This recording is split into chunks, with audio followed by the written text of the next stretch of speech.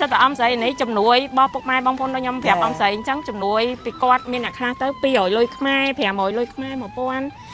5000 4000 10000 20000គាត់ថាអ្នកខ្លះមាន100000 50វា$100អញ្ចឹងសរុបចូលមក40លានជាងហើយខ្ញុំប្រាប់ពុកម៉ែបងប្អូនថា40លាន200,000ជាងហ្នឹងខ្ញុំថាអត់ឲ្យបាត់មកកាក់ម៉ាសេនេះអញ្ចឹងដំបងបានតែដំបងឥឡូវបានដល់អាគារមកហើយចាហើយបានអាគារមកហើយបានពុកចាបានពុកថ្មីហើយបានខោទឹកនំបានម្សៅទឹកដោះគោបាននំបានតុកតាបានភួយខ្នើយមុងមីត្រីខទឹកស្អ៊ីវទឹកត្រីស្ករខ្ញុំទិញអស់បាទផ្លេបាទផ្លេបាទពេញអត់មួយមិញរៃរាប់ថា20000ម៉ានដុយអានេះគេហៅថាសទ្ធាចាសទ្ធាឲ្យជ្រះសម័យទៀនដោយស្មោះអញ្ចឹងណាក្មួយទាំងអស់កូនទាំងអស់ចាយទាំងអស់ទៅអរគុណគាត់ណាជូនពរគាត់ឲ្យគាត់អាយុវែងសុខសម្បត្តិមួយទាំងអស់កម្លាំងការងារទាំងអស់នឹងសុខចម្រើនគ្រប់សាធុនិតចៅចឹងឲ្យមើលហេលចឹងខ្ញុំណាហើយក៏ពួកខ្ញុំចាត់ជូនពរអមស្រីចាសុខភាពល្អហើយអមស្រីសម្រស់កាន់តែស្អាតហើយជាម្លប់ដល់កូនចៅទាំងអស់គ្នាចា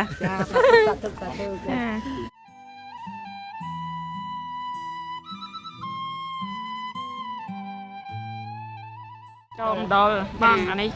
បងណាចូលម្ដល1លានទៅចូលគេជុកគេសុំចូលរួមដែរ200,000ខាងប្រទេសថៃចាខ្មែរទូទាំងប្រទេសជំនួយចា40លានដែលបានតប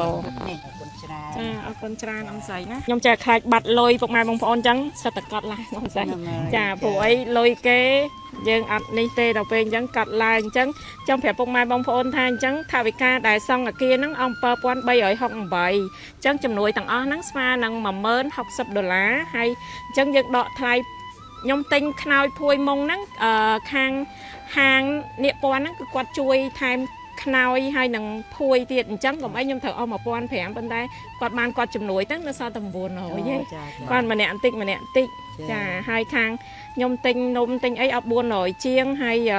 ទិញវ៉ៃជើងហើយទិញតុកតាអស់100ជាងហើយទិញម្សៅទឹកដោះគោអស់7500ហើយទិញស្ករថែមទឹកត្រីអីថែមហ្នឹងត្រីខអីថែមហ្នឹងថែម75រៀលជាងទៀតអញ្ចឹងទាំងអស់នៅសល់បងថ្លៃអាគារហើយនៅសល់តែ$35 50សេនហើយនឹងមួយដណ្ដប់លាន950000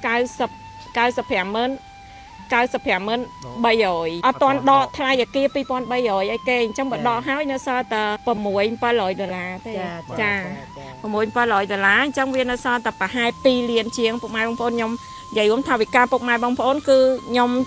ចាយចិត្តអស់ហើយនៅសល់តែត្រឹម2លានជាងទេ2លានជាងនេះខ្ញុំបកគោជូនអមស្រីហ្មង2លានជាងហើយ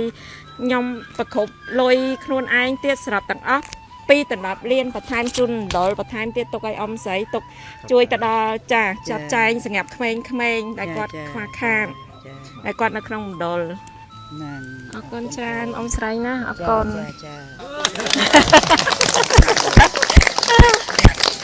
ខ្ញុំធ្វើឡើងស្ងាត់ណា